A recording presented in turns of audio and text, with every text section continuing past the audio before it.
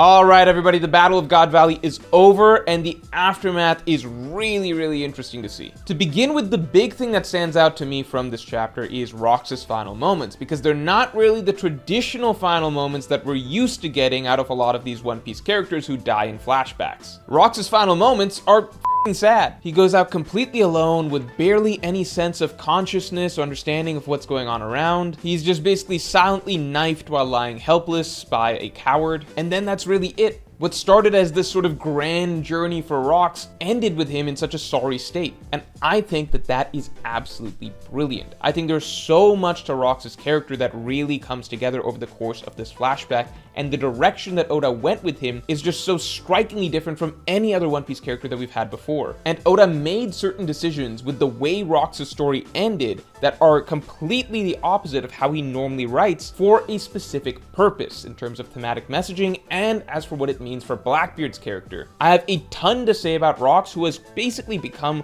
one of my favorite One Piece characters of all time, and I've got a full analysis of Rox coming next week, so definitely watch out for that because I think there is so much to this character that is not being understood right now. But before we get into it, the bosses are here. This month you can get our brand new collection, the Boss Poster Collection. 15 dynamically illustrated One Piece villains, 15 hidden iconic moments. Get Cunning Crocodile with a hidden Straw Hat Alabasta send-off. Get Vicious Rob Lucci with a hidden Jet Gatling, or Yonko Blackbeard with a hidden Crossroads of Fate, and many more. And this month, you can buy 2 posters and get any 2 posters free with the deal auto-applied at checkout. And here is the big news. If you get the buy 2 get 2 free deal, you also get a 3rd free bonus exclusive poster where you get to choose either Emu or Rox. You can also pick up the entire collection at a massive bundle discount and get both Emu and Rox for free. And to add a little extra, we are offering free worldwide shipping on all orders. Both Emu and Rox are only available this month, and after this month, they'll never be available ever again. So get them before they go. And finally, if you want a shot at getting this entire collection for free, then just give us a follow on our brand new Instagram page, One Dream Studio. Everyone who follows our page is immediately entered into a giveaway where the winner will get the entire collection for free, so go follow us on Instagram right now. The winner will be announced on Monday, November 24th. Link in the description below.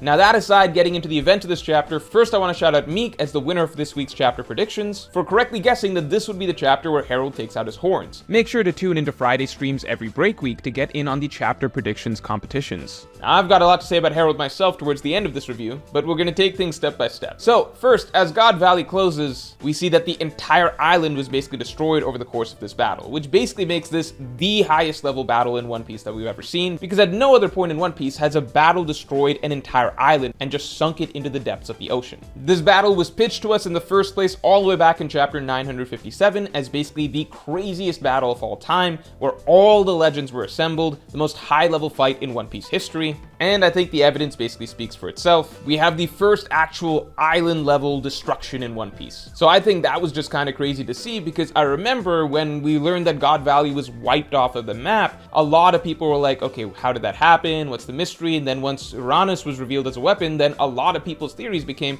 okay, well, that's got to be what happens at God Valley, right? That's got to be the way that it's erased. How else could an island be erased? It turns out if you make the Pirate King, the strongest marine of all time, fight together against probably the strongest pirate of all time while he's amped up by God himself, that's probably going to do the trick, especially if you throw in a little bit of Whitebeard as well. Now, moving away from God Valley, I did really like the big spread where we've got the lightning bolt and we're cutting to all of these characters and just seeing a little glimpses of them. It feels a lot like post-arc world building phases that we get in, the regular One Piece story, where a big storyline finishes, like Enies Lobby, and then we're cutting around to see what's going on with all the characters. But what's cool is that this flashback is so long that we're actually getting that sort of post-arc world building happening within the flashback era itself. And the first thing we have to check off, of course, is Baby Shanks, so we get that full scene of Roger and them finding Baby Shanks, so that's taken care of. What I thought was really interesting was seeing everybody celebrating the fall of Rox and the victory of the Marines Marines by supposedly Garp, because it is very, very reminiscent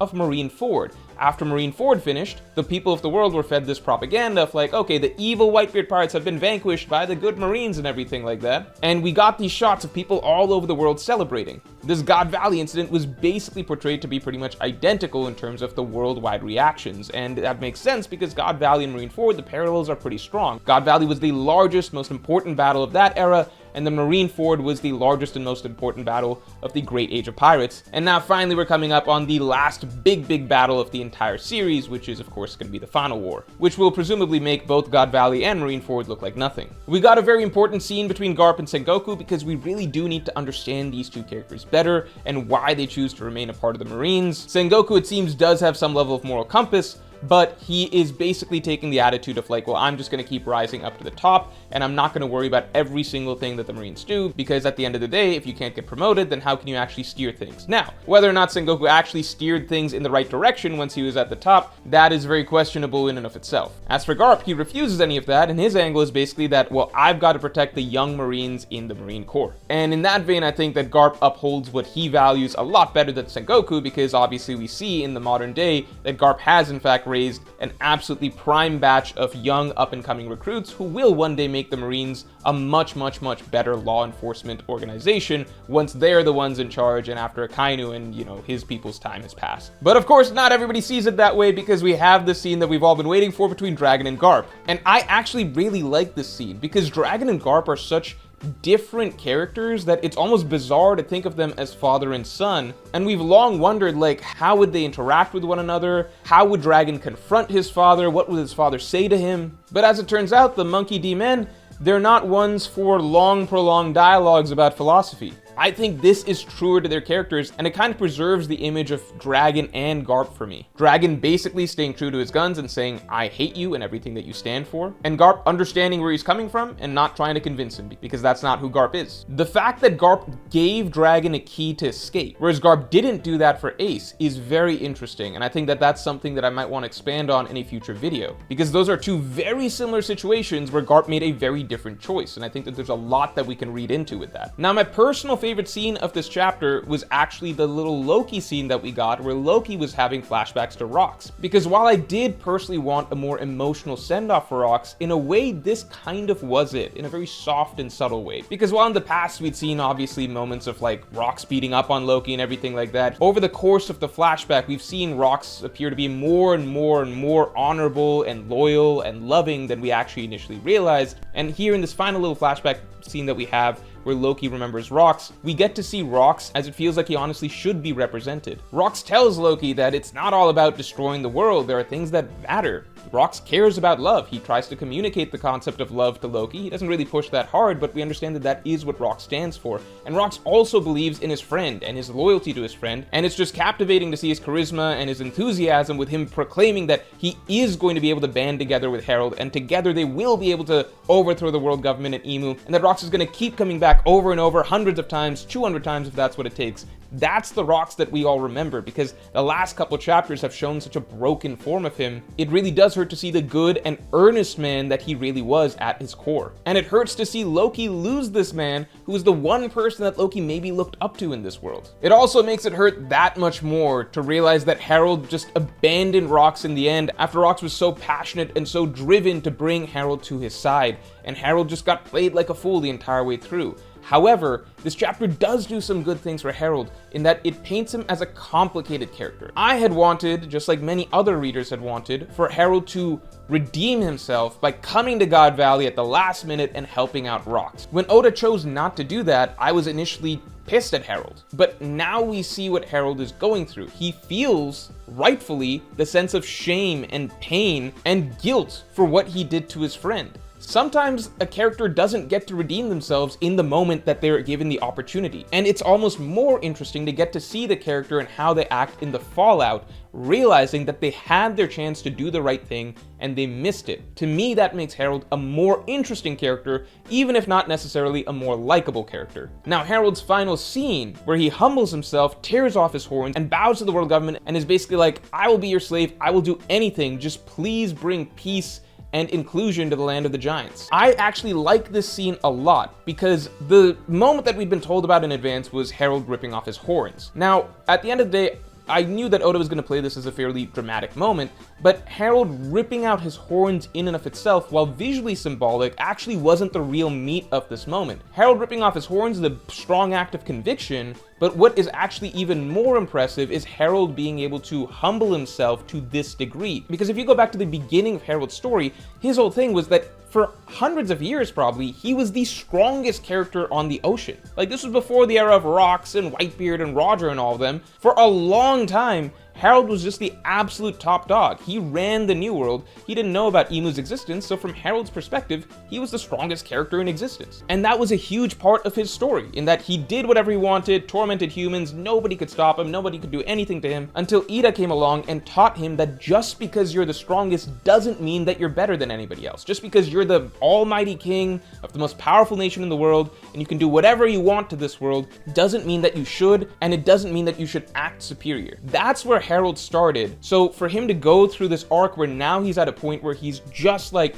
I need to do everything I can for my people. That's what really matters in this world. You basically have a character who now is probably at this point, again, the strongest character in the world outside of course, Imu. He is humbling himself even further. This is basically an all-powerful being who is degrading himself and bowing down for the sake of others. I like that type of character display. This is something that we've seen from other prideful characters in One Piece. It actually takes phenomenal strength of will to be legitimately stronger and superior to everybody else, but to actually cast that aside and place yourself below everybody else for the sake of the people that you love. That actually takes a great degree of strength of will. Even more conviction, I would say, than tearing out your horns, at least by the standards of the world of One Piece. So my overall take on Harold by the end of this chapter is that he is a giant idiot for still continuing to believe the world government after all of this, but I can respect his strength of will. He's a complicated character, and I'm interested to see where things go with him and if my opinions of him shift back to being positive by the end of this flashback, because there's clearly still so much more exciting stuff to go. And finally, we have the voice of the people from my top tier of patrons. Toluwalope Samowo said, I loved Garp's line about killing Sengoku if he gets corrupted, but I feel like this borders on plot hole territory if Garp knew about the pregnant women killing spree Sengoku allowed after Roger's death. That sounds like becoming corrupted to me. I think we've reached a point where the one really big indefensible thing by Garp so far that I can think of in the story that still sticks is the pregnant woman situation. This is not a situation where he can play dumb, because it's clear that he did actually seem to know that terrible things would happen to women that were connected to Roger. That comes through in their conversation. Now, reading that section again closely, it wasn't technically that the Marines were sent out to kill all pregnant women. They were trying to specifically find who Roger's wife was, but they were allowed to kill women if they had strong suspicion that this might be Roger's woman. You could argue that from Garp's perspective, he was protecting the one woman that actually was guilty in this case, so they would never be able to find her and kill her, but that still opened up the possibility that the Marines in their efforts might mistake some other woman for being the mother of Roger's child and kill her instead. That is really bad by Garp. I am giving Garp a lot of grace, because what I've realized over the course of this backstory is that if you give Oda enough time, he does tend to answer a lot of those questions. So for example, a lot of us wondered, well, why is Garp okay with the hunting competitions? And it turned out that Garp didn't even know about them. And a lot of those similar questions about Garp have been answered over the course of this flashback, so I do want to wait till later in the story, but I would say at this moment in time, that does make Garp look really bad. As for Sengoku, it's possible that this was a Celestial Dragon mandate and not a Sengoku mandate. I'm not defending Sengoku here, but I am curious to what degree Sengoku does actually push back against the Celestial Dragons over the course of his tenure as Fleet Admiral, because it's possible that they want him to do a lot of really terrible things and that Sengoku actually has curbed a lot of their worst impulses. We don't know. I think I would like to get some more insight on his character. But Sengoku does look really bad here, and I've personally never been a big Sengoku defender myself, although I do hope we do get good things for his character. So overall, I would rate this chapter a 9 out of 10. I would rate the God Valley flashback in general a 10 out of 10, and I'm just loving this flashback in general and really excited to see where it goes. For a deep dive into Rox's character and breaking down so many of the things that I feel like people are missing about the significance and purpose of this character and really the entire story that we just read, watch out for next Tuesday's video. I promise it's a good one. And with that, I will talk to you all later.